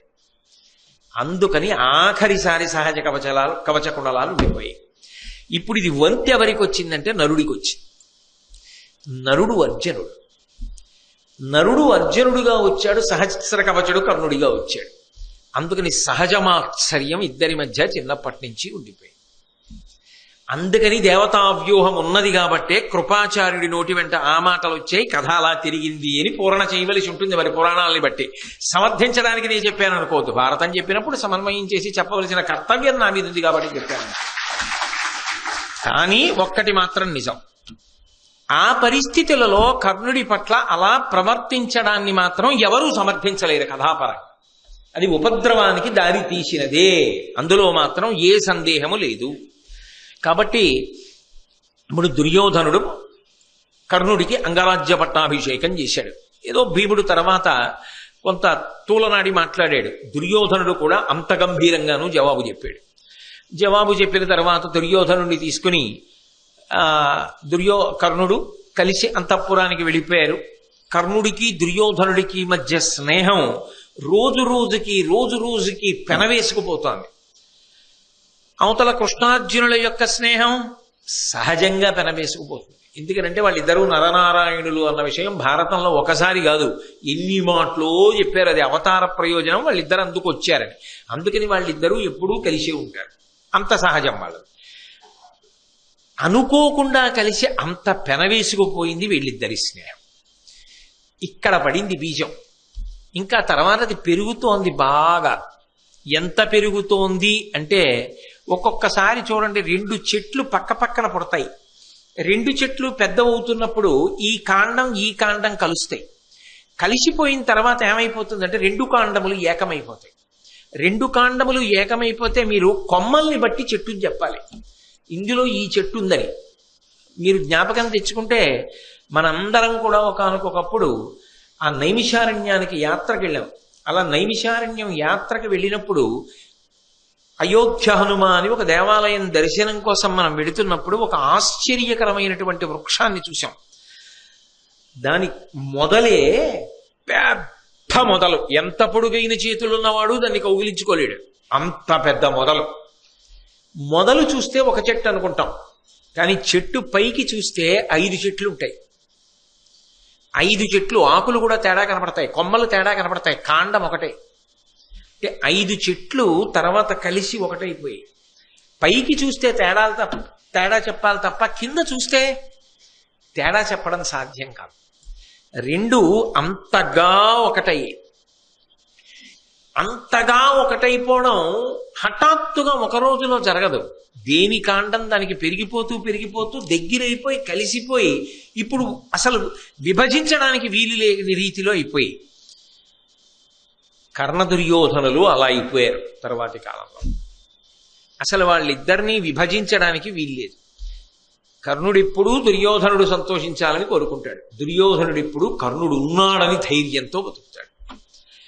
అది వాళ్ళిద్దరి మధ్య అటువంటి గొప్ప స్నేహబంధం ఏర్పడింది. ఇంత గొప్ప కర్ణుడు దుర్యోధనుడి పక్కకి చేరడం ధర్మానికి పెద్ద ప్రశ్న వేసింది, దుర్యోధనుడికి ధైర్యం ఇచ్చింది, భారత యుద్ధానికి కారణమై. మళ్ళీ వీళ్ళు ఎప్పుడు కలుసుకున్నారు అంటే రెండు మానులు ఎంత బాగా అతుక్కుపోయాయో తెలుసుకోవడానికి అవకాశం ఇచ్చేట్టుగా కలిశారు. నేను వేప చెట్టు మామిడి చెట్టు పక్క పక్కన పెట్టి మీరు చూస్తూ ఉండండి, ఇవి రెండూ కలిసిపోతాయి అన్నాను అనుకోండి, మీరు ఒక గంట పోగానే వచ్చి నీ ముఖం ఎక్కడ కలిసిపోయి అంటే ఎలా కలుస్తాయి? ఓ 5 ఏళ్ళు పోయాక వచ్చి చూస్తే కలుసుకుంటాయి రెండు. అందుకే భారతంలో కూడా వీళ్ళిద్దరూ ఎంత కలిసిపోయారో చూడాలి అంటే కొంతకాలం అయిపోయాక కలిశారు. ఎంత కలిసిపోయారో కనబడుతుంది. దాని మధ్యలో కథ ఎంతో నడిచిపోయింది భారతంలో.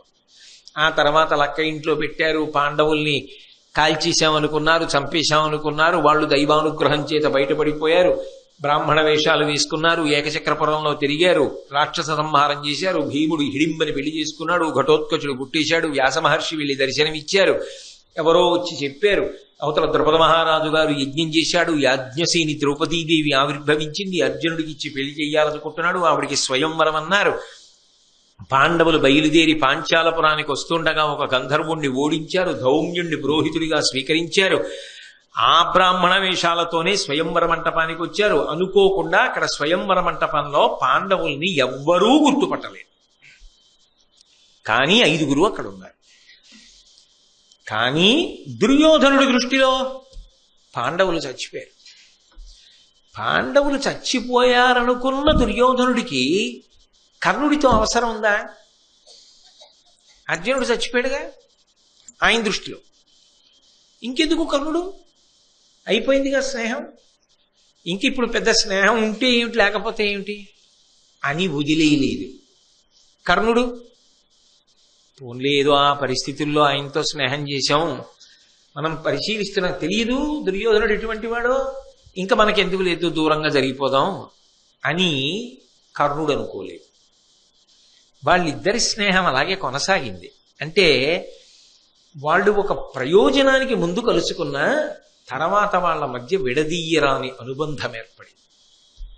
అంటే స్నేహం విషయంలో దుర్యోధనుడు కర్ణుడితో అంత స్నేహంగానూ ఉన్నాడు. కర్ణుడు ఆ స్నేహాన్ని అలా కొనసాగించాడు. అది గొప్ప బంధం అయిపోయింది. అంత బంధం అయిపోయింది అనడానికి గుర్తు ఏమిటంటే వాళ్ళు పాండవులు బతికున్నారన్న విషయం దుర్యోధనుడికి తెలియకపోవడమే. ఎప్పుడు తెలిసింది?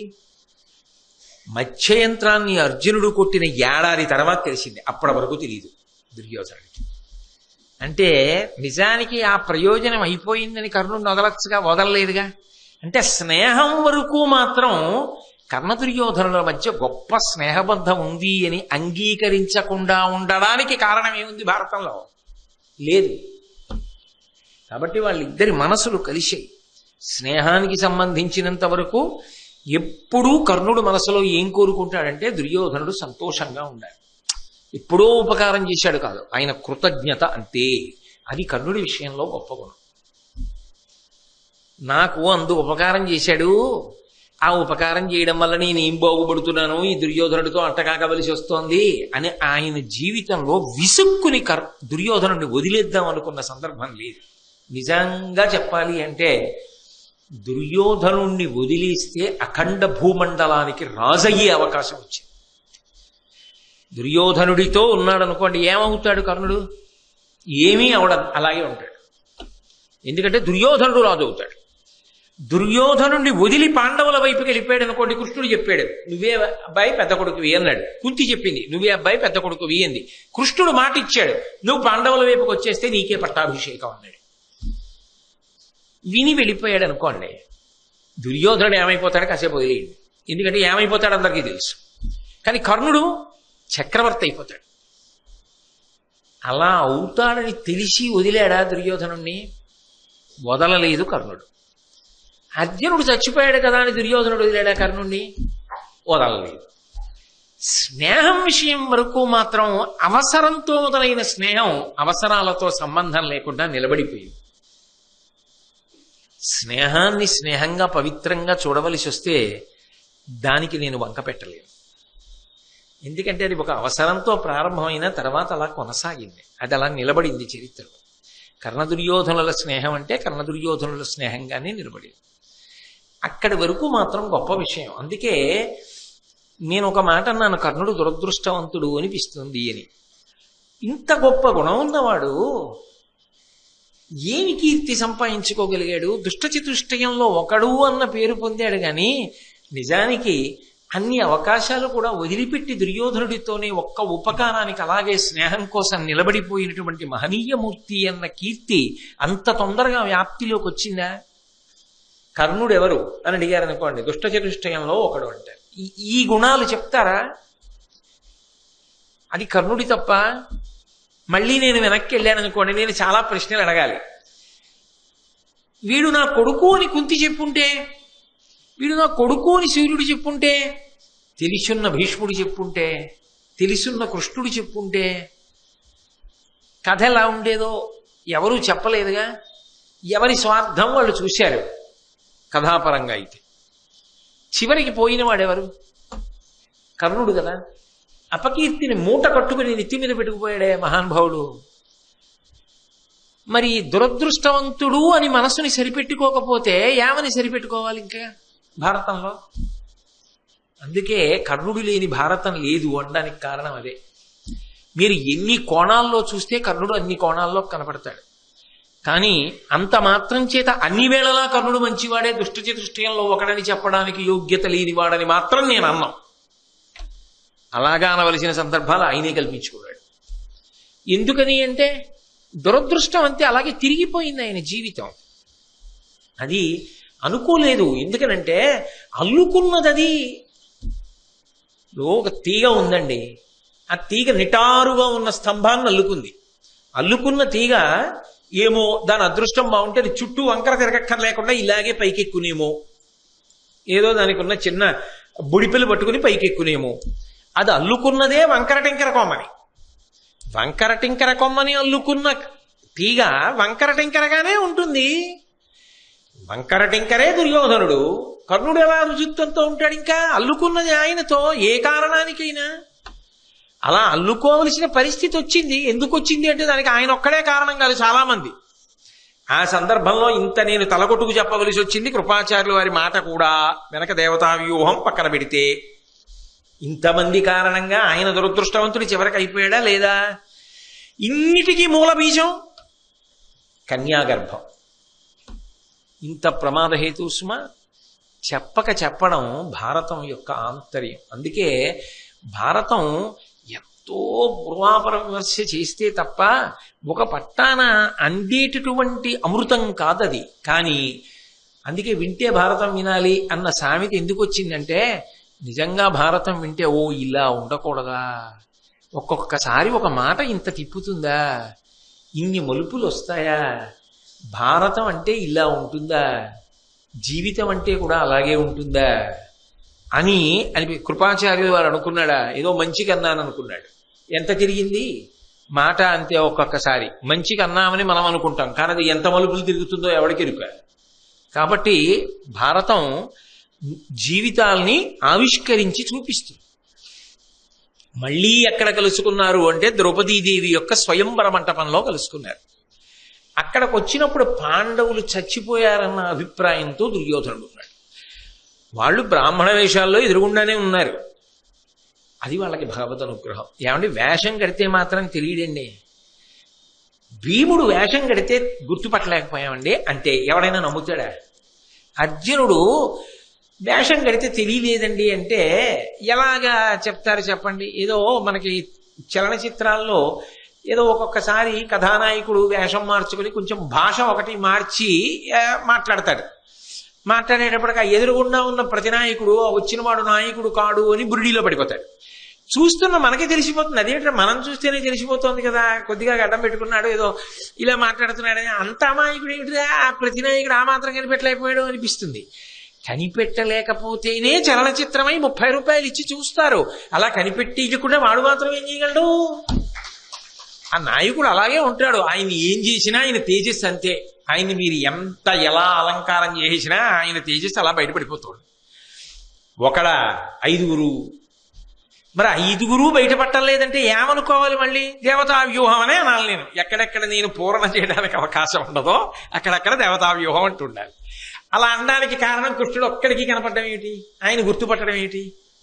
ఆయన భగవానుడు గనక ఆ మాయ వీళ్ళ ఎందు ఇంకోలా అన్వయం అయింది. ఎందుకంటే వాళ్ళ క్షేమం కోసం ఆయన అనుగ్రహం వాళ్ళకు ఉంది.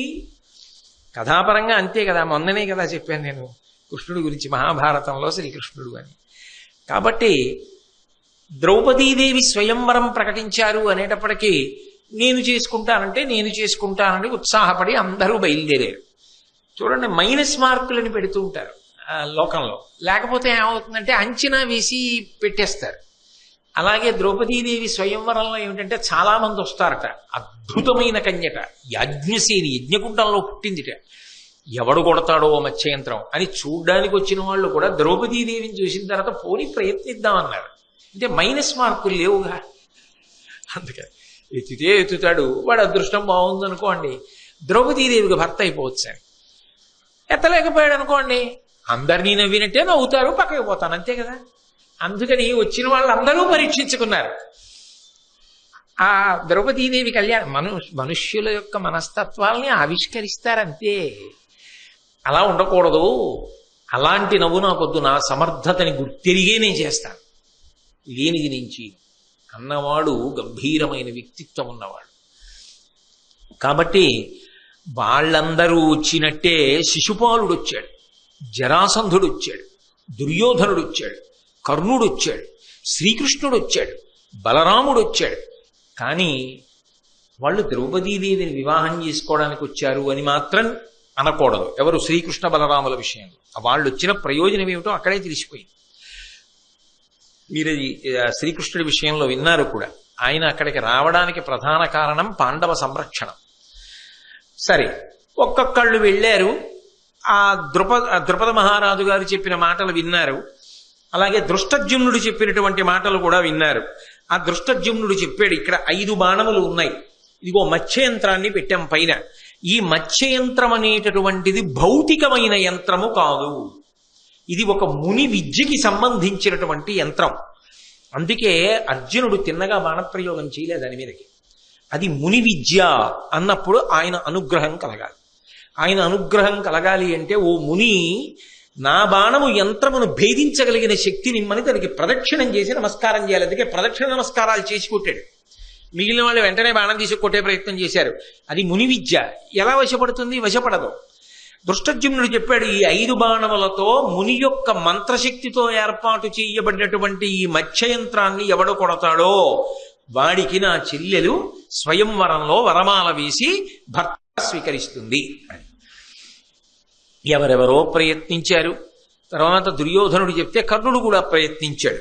ఇందులో మొదట జరాసంధుడు ప్రయత్నం చేశాడు. ఆ జరాసంధుడు ప్రయత్నం చేసినప్పుడు అసలు వింటి నారిని ఎక్కి, ఎవలుంటాయి, ఎవలో దేవీ నవరాత్రుల్లో అమ్మవారికి పూజ చేస్తుంటారు, గింజ ఎంత ఉంటుంది, గింజ ఎంత ఎక్కుతుందో అంత కూడా ఎక్కించలేకపోయాడు అసలు వింటి నారిని.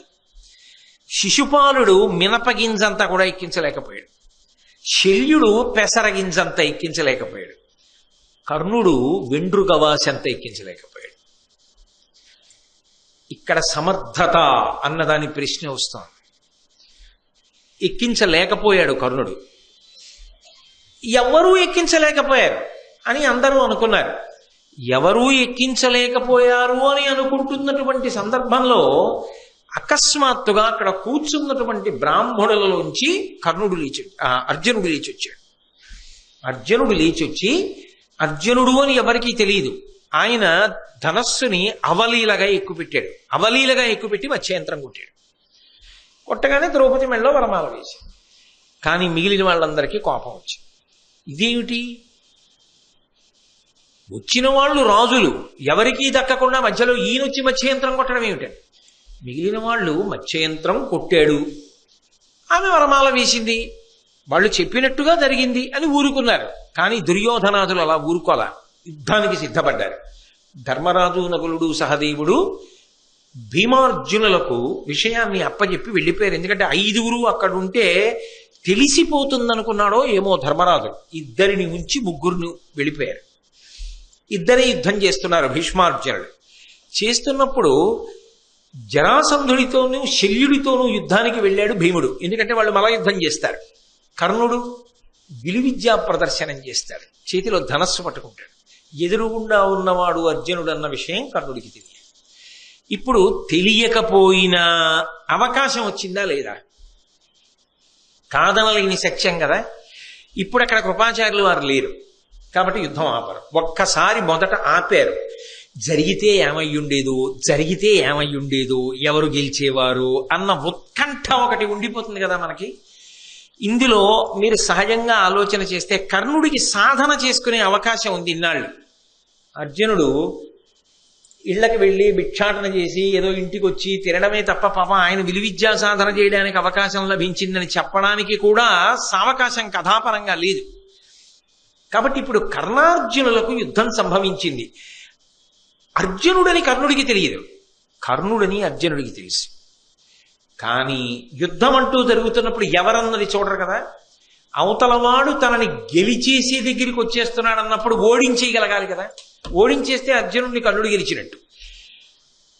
కానీ కర్ణుడు గెలవలేకపోయాడు అనుకోండి, బలం ఎవరిది ఎక్కువ అని తెలిసిపోతుంది, అర్జునుడిది. అలా ఎందుకు ఎక్కువైపోయి ఉండాలి? ఆయన నరుడు కనుక, ఈయన సహస్ర కవచుడు కనుక. ఆ బలం అలాగే ఎందుకు నిలబడాలి? ధర్మం వైపే అర్జునుడు ఉంటే అలాగే నిలబడుతుంది, పెరుగుతుంది. ఈయన అధర్మంతో నిష్కారణంగా అంటకాగిపోయాడు ఏ కారణానికైనా. కాబట్టి ఈయన బలం ఏమవుతుంది? తగ్గుతుంది. తగ్గడం ఏ రూపంలో తగ్గుతుంది? మరి సాధన చేత పెరగాలి, కానీ ఎందుకు తగ్గుతుంది? శాపముల చేత తగ్గిపోతుంది. అంటే కాలము కలిసి రాదు, ప్రయత్నం ఉంటుంది, కాలము కలిసి రాదు. కాలము కలిసి రావాలి, ప్రయత్నము ఉండాలి. అందుకే కచ్చిత్ పురుషకారంచ దైవంచ ప్రతిపద్యతే అంటారు రామాయణంలో. రెండు కలిసి వస్తే ఫలం ఉంటుంది. కష్టపడి పొలం దున్నాడు, వాన పడలేదు, పంట పండుతుందా? పరిశ్రమ ఉన్నది, ఈశ్వరానుగ్రహం లేదు.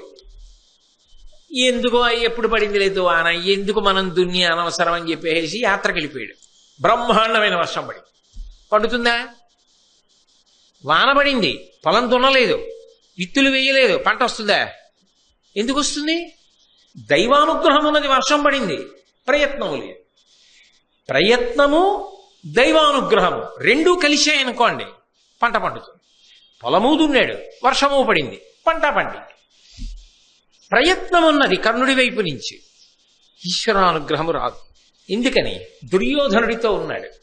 ఉండగా కర్ణుడి శక్తి పెరిగితే అర్జునుడు పడిపోతాడు, అర్జునుడు పడిపోతే ఇంకేముంది ధర్మం? నరుడి యొక్క అవతార ప్రయోజనం ఏమిటి ఇంకా?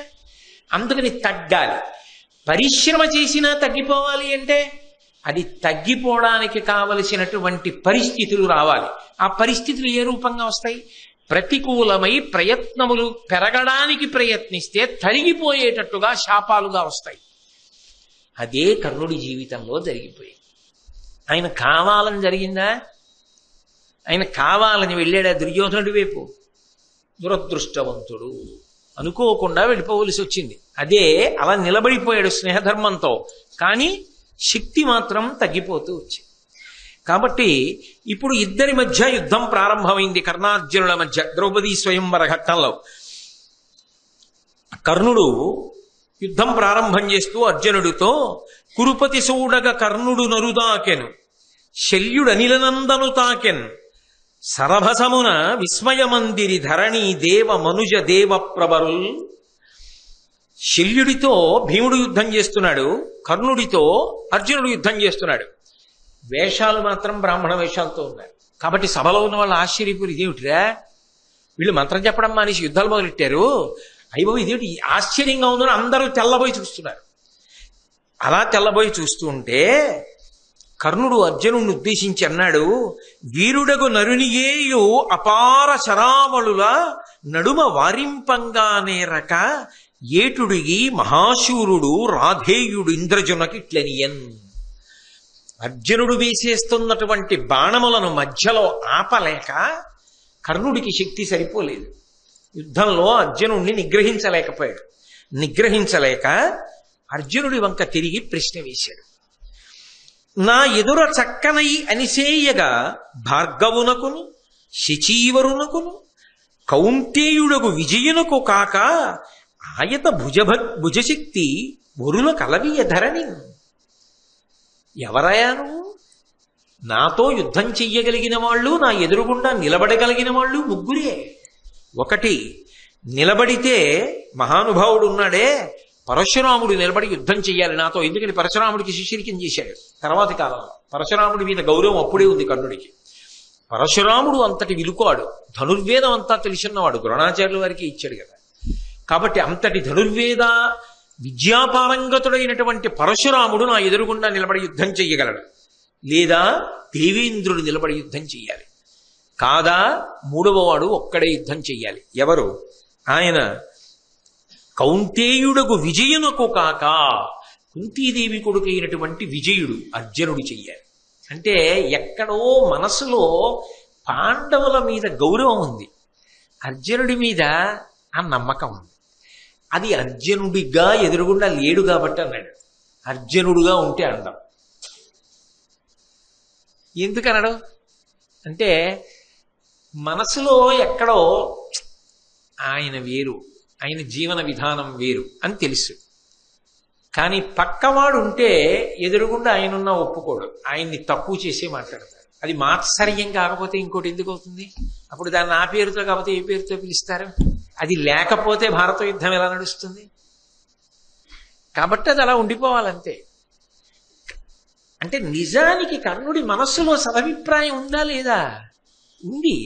అర్జునుడు నాతో నిలబడి యుద్ధం చెయ్యగలడు, నువ్వేం చేస్తావు అంటాడు. ఎదురుగుండా కనబడుతుంది, మట్టు పెట్టేస్తానంటాడు. ఏ మాటకైనా అలా అనాలి. కానీ నాతో ఇలా నిలబడి చేస్తే అర్జునుడు చెయ్యాలంటాడు. ఎదురుగుండా అర్జునుడే ఉన్నాడని తెలియకంటున్నాడు ఈ మాటలో.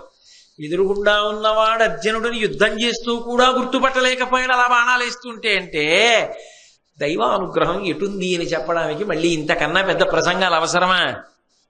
ఎటు దైవానుగ్రహం ఉంటుందో అటు విజయం ఉంటుంది అని చెప్పడానికి మళ్ళీ పెద్ద ప్రసంగం కావాలా? కాబట్టి ఒరుల కలవీయ ధరణి, ఈ ముగ్గురులో ఇంకొకడు ఎవడైనా నాతో యుద్ధం చేయగలడాయా అని అర్జునుడిని తెలిస్తే ఇంత పెద్ద కితాబ్ ఇవ్వడు. తెలియక సంతకం పెట్టేస్తున్నాడు. పెద్ద కితాబ్ ఒకటి ఇచ్చేస్తున్నాడు, ఒక ధృవపత్రం ఒకటి బహూకరించేశాడు. ఆ తర్వాత తెలిసి సంతకం పెట్టిన వేళ్లు పీకేసుకుంటాడు. నీవు అప్రాకృత బలుడవు, నీ విక్రమమునకు విల్లు నేర్పునకు మహీదేవకులోత్తమ మిచ్చితి, నావుడు పార్థుండు కర్ణునకు ఇట్లనియన్. అర్జునుడితో అన్నాడు, నీ బలం సామాన్యమైన బలం కాదు, అప్రాకృత బలుడవు. నీది సామాన్యంగా మనుష్యులకుండే బలం కాదు, నీది ఏదో అప్రాకృతమైన బలం, మనుష్యులది కాదు, దేవతా సంబంధమైన బలం. అర్జునుడు ఎదురుగుండా అని కాకుండా చేస్తే అది ఏమిటో చెప్పగలరు. మనసు పక్షపాతం లేకుండా ఉండే అవకాశం ఉండాలి. అలాంటి అవకాశం భారతంలో వెంటనే ఇచ్చేశారు. యుద్ధం చేశారుగా ఇద్దరు ద్వంద్వ యుద్ధంలో. కాబట్టి అర్జునుడితో అంటున్నాడు, నీవు అప్రాకృత బలుడవు, నీ విక్రమమునకు విల్లు నేర్పునకు. నీ విక్రమం ఉంది అంటే పెరిగిపోవడం, ఉత్సాహంతో కమ్ముకొని రావడం యుద్ధంలో.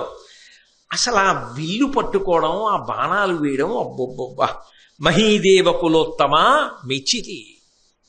బ్రాహ్మణుడు అనుకుంటున్నాడు, అందుకని మెచ్చుకున్నాను. నావుడు పార్థుండు కర్ణునకు ఇట్లనియన్. కంఠం బట్టైనా గుర్తుపట్టద్దండి, ఏమనుకోవాలి అంటే నేను 10 మాటలు అనక్కర్లేదు, దేవతా వ్యూహము, ఆ మాయ అంతే. మమ మాయా దురచ్చయ. ఆ ఈశ్వరుడి మాయని అతిక్రమించగలిగిన వాళ్ళు ఎవరు ఉండరు. ఆ కృష్ణమాయ అందుకు వచ్చాడు అక్కడికి. అర్జునుడు అన్నాడు, ఏను నీ చెప్పిన వారి లోపల ఎవ్వడగాను, కానీ నే సర్వశాస్త్రాస్త్ర విద్యలగడు ప్రసిద్ధుండా, భూనుత బ్రహ్మతేజోధికుడా, నిన్ను పోరిలో నోర్వగానున్న వీరుండా, ఒండు తక్కిలోగక చక్క నిలుము. బాహ్యంలో ఈ పద్యం జరిగితే ఒకలా అర్థం వస్తుంది, ఇంకోలా జరిగితే ఇంకో అర్థం వస్తుంది. నువ్వు చెప్పిన వాళ్ళలో నేను ఎవరినీ కాను, కానీ సమస్త అస్త్రశస్త్ర విద్యలు నాకు తెలుసు, నాకు బ్రహ్మ తేజస్సు ఉంది. కాబట్టి నిన్ను యుద్ధంలో ఓడించడం నాకు పెద్ద విషయం కాదు. మాటలెందుకు, బాణాలి. ఇది ఎవరు ఎప్పుడన్నమాట. ఇప్పుడెవరంటున్నారు? ఎవరు అమ్మో చాలా గొప్ప యుద్ధమో, నువ్వే సామాన్యుడుగావు అప్రాకృత బలుడు అని అంటున్నవాడు ఎవరు? మారేయా స్థానాలు అని అర్జునుడు అన్నాడు. అయితే ఇక్కడ ఒక అనుమానం వస్తుంది. అసలు ఏం మాట్లాడుకుంటే ఊరుకుంటే గొడవ వెళ్ళిపోతుంది కదా. ఏను నీ చెప్పిన వారి లోపల ఎవ్వడగాను, నువ్వు చెప్పిన వాళ్ళల్లో నేను ఎవరినీ కాను అని చెప్పడంలో ఖచ్చితంగా అబద్ధం చెప్పాడా లేదా? అబద్ధం చెప్తే మరి తేజోక్షయమే కదా. అలా ఎందుకు అసలు అన్నావు? నవ్వి ఊరుకుని బాణాలు ఇస్తే గొడవ వెళ్ళిపోలే ఎందుకు అన్నట్టు? కానీ దీన్ని విరిచి అనండి. ఏను నీ చెప్పిన వారి లోపల ఎవ్వడగాను, నువ్వు చెప్పిన వాళ్ళల్లో నేను ఎవరిని కానని నువ్వు అనుకుంటున్నావు. సరిపోయిందిగా. అర్జునుణ్ణి వాక్యాన్ని కొద్దిగా తిప్పితే అబద్ధం ఎక్కడ అన్నాడు? నిజమే అన్నాడు. అలా కాకుండా అనండి, నేను ముగ్గురులో ఎవరినీ కాను. కర్ణుడికి అలా అర్థమైంది, అర్జునుడు ఇలా అంటున్నాడని లోకానికి అర్థం అవ్వాలి. ఆయనకి అబద్ధం దోషం ఎక్కడొచ్చింది? అది దైవానుగ్రహం. వాక్కుతో పాటు బాణం కూడా అలా నడవడం రెండు. కాబట్టి ఏను నీ చెప్పిన వారి లోపల ఎవడగాను, కానీ నే సర్వశాస్త్రాస్త్ర విద్యలగడు ప్రసిద్ధుండా. నిజమేగా. భూనుత బ్రహ్మతేజోధికుడా, ఎన్ని వేల సంవత్సరాల తపస్సుంది నరుడిగా. ఎక్కడ అబద్ధం? నిన్ను బోరిలో ఓర్వగానున్న వీరుండా. నిజమేగా. కర్ణుడితో యుద్ధానికి ఆయన పుట్టాడు, అర్జునుడితో యుద్ధానికే ఈయన పుట్టాడు. అబద్ధం ఎక్కడుంది? ఒండు దక్కి లోగక చక్క నిలుము, ఇప్పుడు వదిలినా తర్వాత వదలం. నేను వదులుదామన్నా మన ఇద్దరిది వదులుకునే సంబంధం కాదు. ఇద్దరం ఎవరో ఒకళ్ళం వెళ్ళిపోయే వరకు ఇలా కొట్టుకోవలసింది. కాబట్టి యుద్ధంలో నిలబడి బాణాలు వేయి, మాటలెందుకు అన్నాడు అర్జునుడు. కానీ కర్ణుడు నిన్ను ఓడించడం సాధ్యం కాదు అని తన ఓటమిని అంగీకరించినట్లే వెళ్ళిపోయాడు. కాబట్టి అసలు అర్జునుడు ఎవరో తెలియని సందర్భం ఒకటి ఏర్పడితే, స్వేచ్ఛగా యుద్ధం చేయవలసి వస్తే, అర్జునుడు అని తెలియనప్పుడు కొంచెం భయపడడానికి అవకాశం తగ్గిపోతుంది కదా. ఇప్పుడు మీలో మహాభారతం 18 పర్వాలు ఔపోసన పట్టేసి పుస్తకం అక్కర్లేకుండా పద్యం చెప్పేయగలిగిన వాళ్ళు, దాని మీద వ్యాఖ్యానాలన్నీ చెప్పేయగలిగినటువంటి ఒక మహావిద్వాంసుడు నా ఎదురుగుండా కూర్చుని ఉన్నాడు అనుకోండి. అలా కళ్ళు మూసుకుని అన్నీ వింటూ ధ్యానంలో నాకెంత భయంగా ఉంటున్నప్పుడు. ఆయన అమ్మ బాబోయ్ కళ్ళు మూసుకుని ఎంత ధ్యానంతో ఎలా వింటున్నాడో అని, ఆయన యొక్క గొప్పతనం ఏమిటో సభలో అలా ముందు కూర్చొని అంత ధ్యానంతో అలా వింటుంటాడు ఆయన అని నాకు తెలిసిపోయింది అనుకోండి. నేను చెప్పగలనా? నేను చెప్పలేను. ఆయన ఎవరో నాకు తెలియదు అనుకోండి, నేను చెప్పగలను కదా. ఎందుకని? ఆయన ఎవరో నాకు తెలియదు కాబట్టి నాకు పనికొస్తుంది. ఆయన ఎవరో నాకు తెలిసిపోయింది అనుకోండి, నా కర్మ ఇదేడు, ఈయన వచ్చారు సభలోకి, ఏం చెప్తే ఏమొస్తుందో, వేదిక దిగిన తర్వాత అలా ఎలా చెప్పావు ఈ పద్యానికి, ఈ అన్వయం ఎలా చెప్పావు అని అడుగుతారేమో, లోపలికోసారి రాని అని వాక్య నిర్మాణంలో తడబాటు వస్తుంది కదా. నోట్లో అలా కళ్ళు మూసుకుని అలా ఆలోచిస్తున్నాడు, పక్కవాళ్ళు పొడిచినా బహిర్ముఖుడు అవ్వట్లేదు, ఎంత ధ్యానంలో ఉన్నాడో, నేను సరిగా చెప్తున్నానో చెప్పట్లేదు అని మనసులో ఒక భయం ఉంటుంది కదూ.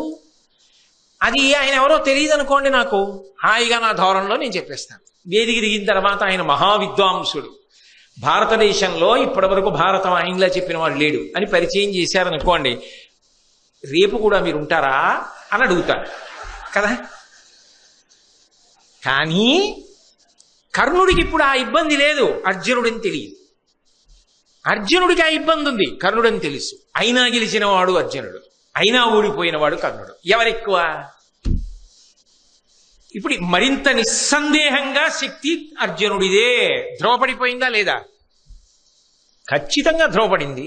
అందులో సందేహం లేకుండా ధ్రువపడింది కదా. కాబట్టి ఆ ద్రౌపదీదేవి యొక్క స్వయంవర ఘట్టంలో అనుకోకుండా జరిగినటువంటి కర్ణార్జునుల యొక్క ద్వంద్వ యుద్ధంలో ఈ రీతిగా అర్జునుడు కర్ణుడి చేతిలో ఓడిపోవడం, తర్వాత వెళ్ళిపోవడం జరిగింది. ఆశ్చర్యం ఏంటంటే, నేను ఓడిపోయింది అర్జునుడి చేతిలో, నేను కితాబిచ్చి మాట్లాడింది అర్జునుడికి అని యథార్థానికి కర్ణుడికి తెలియదు. మనం వెళ్ళి అక్కడ ఓడిపోయింది పాండవుల చేతిలో అని దుర్యోధనుడు.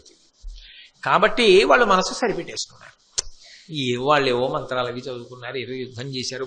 పాండవులు గారు మన ఊళ్ళో ఓడిపోలేదు, గొడవ లేదు. అంతకా సరిపెట్టుకోవాలంటే అప్పుడు ఆ టైంలో ఆ మూడేదండి స్వయంవరానికి వెళ్ళామంటే. చూడండి, లోకంలో ఆ మాట వాడితే మీరు తొందరగా పట్టుకుంటారని నేను ఆ మాట వాడాను. ఏమంటే అదే అలా పెలవంగా అలా చేశారు అంటే మూడ్ లేదండి. మూడ్ లేదండి అంటే అప్పుడు ఆ ఉత్సాహం లేదండి. ఏ స్వయంవరానికని వెళ్ళాము, ఏదో అకస్మాత్తుగా బాణాలు అట్టుకోదు 10 మంది ఏమిటా రాజులు పరుగు పోతోందంటే పట్టుకున్నాం, కానీ యుద్ధం చేయడానికి వెళ్ళామా ఏమిటి, ఏదో వచ్చేసాం. అర్జునుడని తెలిసి ఉంటేనా ఇంకో మారాకు, అప్పుడు అది అనడానికి వాళ్ళకి అవకాశం. అందుకే అదేమిటి అర్జునుడి చేతిలో ఓడిపోయావు కర్ణ అని దుర్యోధనుడు ఎప్పుడు అడగలేదు. ఎందుకు అడగలేదంటే అడిగినా ఇది కర్ణుడు అంటాడని తెలుసు. అర్జునుడా నిష్కారణంగా చంపేస్తే బ్రాహ్మణుడిని చంపేయవలసి వస్తుందని ఊరుకున్నానయ్యా అందుకని అడగలేదు. ఈయన అడిగాడు అనుకోండి, మరి భీముడిని నువ్వెందుకు గుర్తుపట్టలేకపోయావు, ఆయన గురించే రోజు అంత కదా యుద్ధం చేస్తామని కర్ణుడు అడిగితే, అందుకని తేలుకుట్టిన దొంగలు ఎక్కడ ఎవరు ఏ ప్రశ్న వేసుకోలేదు, ఊరుకున్నారు. కానీ ఆ కర్ణుడి మీద నమ్మకం పోకపోవడానికి కారణం ఏమిటంటే, అయ్యో ఇప్పుడు నేను మొదట చెప్పింది ఆ 2 విభాగాలు. ఆ విభాగం ఇందాక చెప్పే కదా, అర్జునుడు గెలిచాడు కాబట్టి అని కొన్ని కారణాలు చూపించా. అలా దుర్యోధనుడు ఆలోచించాడు అనుకోండి, అమ్మో ఇలా నమ్ముకుని మనం ఎందుకు వచ్చింది యుద్ధానికి వెళ్ళడం అని అనుకోవాలి కదా. అలా అనుకుండిపోయాడు అనుకోండి, భారత యుద్ధం ఎలా జరుగుతుంది. అందుకని జరగకూడదు. అలా ఆలోచన జరగకుండా ఉండాలి అంటే ఆ పరిస్థితుల్లో యుద్ధం ఏం చేస్తాడు తెలియదు కాబట్టి వదిలేశాడు. తెలిస్తేనా అనే దుర్యోధనుడు నమ్మాలి. అలాగే వెళ్ళింది అంతే. అలాగే అందుకే ఎన్ని మాటలు ఓడిపోయినా అదప్పుడు అలా జరగడానికి ఆ పరిస్థితి వేరు అనుకుంటూనే ఎన్ని మాటలు ఓడిపోయినా ముందుకెళ్ళిపోయాడు తప్ప ఇన్ని మాటలు ఓడిపోయాం కదా అని మాత్రం ఎప్పుడూ ఆగలేదు. అలా ఆగిపోతే భారత యుద్ధం ఎలా, ధర్మ సంస్థాపనం ఎలా? ప్రచోదయాత్, బుద్ధులు అలాగే ప్రచోదనం కావాలి. అది భారతం అంటే. ఈశ్వరుడు అన్నవాడు ఎంత బలవంతుడో, ఆయన తలుచుకుంటే కథని ఎంత అద్భుతంగా నడుపుతాడో మనకు అర్థం అవుతుంది. అయిపోయిన తరువాత వాళ్ళు ఇంటికి వెళ్ళిపోయారు. దుర్యోధనుడు, కర్ణుడు, శల్యుడు, శిశుపాలుడు, జరాసంధుడు అందరూ వెళ్ళిపోయారు. పాండవులు వెళ్ళిపోయారు. గుర్తుపట్టిన కృష్ణుడు ఒక్కడే పాండవుల దగ్గరికి వెళ్ళి మాట్లాడి వెళ్ళిపోయాడు. ఆ తర్వాత అసలు వాళ్ళు ఎవర్రా నాయనా అని తెలుసుకోవలసిన అగత్యం ఎవరిది? ద్రుపద మహారాజు గారిది. మరి పిల్లనివ్వాలి కదా. అనుకోలేదు, కథ వేరుగా నడిచింది. మీరు అవన్నీ విన్నారు, మీకు తెలియనివి కావు. పాండవులు 5గురికి ద్రౌపదీదేవి ఇల్లాలైపోయింది. వీళ్ళకి ఎక్కడికి వెళ్ళడానికి ప్రస్తుతానికి ఏం అవసరమేం లేదుగా. ఎక్కడికో వెళ్ళాలి, రాజ్యపాలన చెయ్యాలి, రాజధాని విడిచిపెట్టామన్న బాధ ఏం లేదు. కాబట్టి వాళ్ళు ఇప్పుడు హాయిగా మామయ్య గారి ఇంట్లో ఉన్నారు. ఉండి 1 సంవత్సరం అయిపోయింది. సంతోషంగా ద్రుపదుడి ఇంట్లో హాయిగా కాలం గడిపేస్తున్నారు. ఏదో 3 నిద్రలకు వస్తారు, అలా 1 ఏడాది నిద్రలు. ద్రుపదుడి ఇంట్లో సంతోషంగా కాలం గడిచిపోతారు. 1 ఏడాది కాలం అయిపోయింది. అప్పటి వరకు తెలియదు. ఈ ఏడాది కాలంలో ఏమైందంటే బలరామకృష్ణులు అంత గొప్ప బలం, అంత గొప్ప స్నేహం అర్జునుడితోటి పాండవులతోటి చేశారు. అక్కడ 2 చెట్ల మానులు బాగా దగ్గరైపోయి, ఇక్కడ ఎలా దగ్గరయ్యాయో అక్కడ అలా దగ్గరయ్యాయి. మరి ఇవి 2 భారత యుద్ధంలో ఎదురుపడాలి. అందుకని అవి దగ్గరయ్యాయి. అలా దగ్గరైపోతున్నాయన్న విషయం దుర్యోధనుడికి అవగతం లేదు.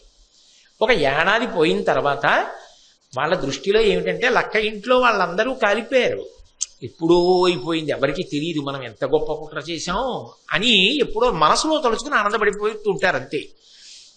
ఓ రోజున కూర్చుని ఏదో మాట్లాడుకుంటున్నారు కర్ణుడు, శకుని, దుర్యోధనుడు, దుశ్శాసనుడు వీళ్ళందరూ కూర్చుని మాట్లాడుకుంటుంటే గూఢచారులు వచ్చారు. ప్రవేశపెట్టండి అన్నది. ఏమిటన్నారు? అయ్యా మీకు ఒక పిడుగులాంటి వార్త. మీరు ఏ 5గురు చచ్చిపోయారని గుండెల మీద చెయ్యేసుకుని హాయిగా నిద్రపోతున్నారో ఆ 5గురు బతికున్నారు. బతికుండడం కాదు, అపారమైన బలాన్ని పొందారు. మీ అందరూ ఎత్తలేని ధనస్సుని ఎత్తినవాడు, మీ అందరూ కొట్టలేని మత్స్యంత్రాన్ని కొట్టినవాడు అర్జునుడు. శల్యుణ్ణి జరాసంధుణ్ణి పడగొట్టినవాడు భీముడు. చక్కగా 5గురికి ఒక్కతే ఇల్లాలైంది. ద్రుపద మహారాజు గారి అండ లభించింది. బావమరిది దృష్టజ్యుమ్నుడయ్యాడు. బలరామకృష్ణులు స్నేహితులయ్యారు. ఎన్నో వంశాల వాళ్ళు ఇప్పుడు ధర్మరాజు గారికి స్నేహితులయ్యారు. పాండవులు ఎంత భ్రష్టులవుతారని నువ్వు ఊహించావో అంత బలవంతులై ఉన్నారు. ఇప్పుడు నువ్వు ఏది పొందలేకపోయావో అది వాళ్ళు పొందారు. ఎలా ఉంటుంది దుర్యోధనుడి పరిస్థితి? పిడుగు తల మీద పడిపోయినట్టు అయిపోయింది. కర్ణుడి వంక చూశాడు. అర్జునుడా అయితే నేను యుద్ధం చేసింది అన్న తెలియలేదే అని ఈయన. పాండవులు 5గురు అక్కడే ఉన్నారా? ససైన్యంతో ఇంతమంది వెళ్ళాం మనకి తెలియలేదే. వీళ్ళు అయితే ద్రౌపదీదేవితో పెళ్లి అయిపోయిందనమాట. ద్రుపదుడు మామగారు అయిపోయాడు, దృష్టజ్యుమ్నుడు బావమరిది అయిపోయాడు. ఇంత బలం వచ్చేసింది ఆ పాండవులకి. తలుచుకు తలుచుకు తలుచుకు తలుచుకు బాధపడిపోతున్న వాళ్ళు ఎవరు? వీళ్ళు. సంతోషంగా ఉన్నవాళ్ళు ఎవరు? వాళ్ళు. బాధపడిపోతున్నవాడు సంతోషంగా ఉన్న వాళ్ళ విషయంలో ఇంకా మనం ఏం చేయగలంలే అని ఊరుకుంటాడా? ఇంత సంతోషంగా వాళ్ళు ఉండడం ఏమిటి అని ఆలోచిస్తాడా? ఆలోచించడా? వాళ్ళేదో సంతోషంగా ఉంటే ఈయనంటే బుద్ధి అటువంటిది కాబట్టి ఆలోచిస్తూ ఉంటాడు. వాళ్ళని అలా ఉండనివ్వండి. రేపు 7 గంటలకు కలుసుకున్నప్పుడు మనం ఆ ఆలోచన ఏంటో తెలుసుకుందాం. ఇప్పుడు మనకెందుకు ఆ కంగారు? ఇప్పుడు దాన్ని ఆలోచించవలసినంత అవసరం ఏముంది? అందుకని రేపు చూద్దాం ఆ విషయం. మంగళాశాసన పరై పదాచార్య పురోగమై సర్వైశ్చ పూర్వైరాచార్యై సత్కృతాయాస్తు మంగళం. మంగళం కోస